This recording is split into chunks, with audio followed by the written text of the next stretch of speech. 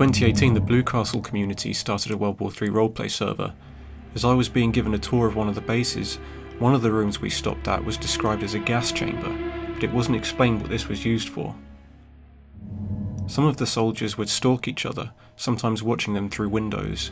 The map, Desert Fury, would sometimes give off a strange hissing noise. I never managed to figure out what caused it. There were mines littered all around the map, so you were always on edge and had to watch your step. One side had crucified a dead soldier, similarly to what had happened 7 years ago on the BNT server.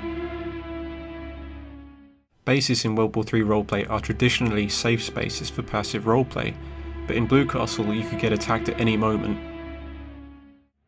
Desert Fury had a tunnel system, and officers kept leading their fire teams into them. The problem was that the tunnels were very dark, and soldiers were often left behind. If you saw someone in the tunnels, you couldn't be sure which side they were on. Everything about the Blue Castle server felt tense.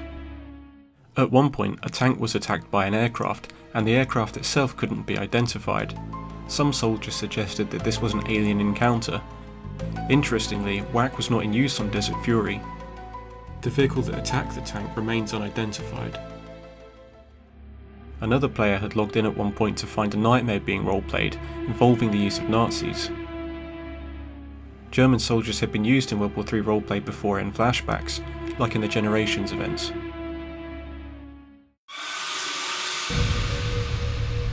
One of the most mysterious and still unexplained events were the series of incidents of the 22nd of August. One of the factions had been closed down, so the characters of two warring factions were sandwiched into one. The problem with this was that the defecting characters had only defected because they had nowhere else to go, and they still hated their new comrades. The medbay had been sabotaged that day while I was on a patrol, and I was ordered to move into a tunnel with one other soldier.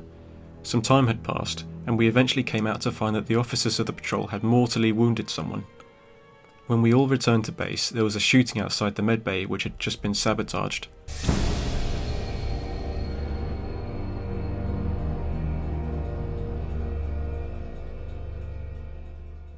There had been reports of an encounter with giant spiders in the tunnels. Trying to make sense of all these events, the patrol officers had murdered someone and then sent us into a cave that they probably knew was dangerous, while the base was being attacked from within. My report of the events to military police officers were not followed up on, and I was left wondering who I could trust, and had far more questions than answers.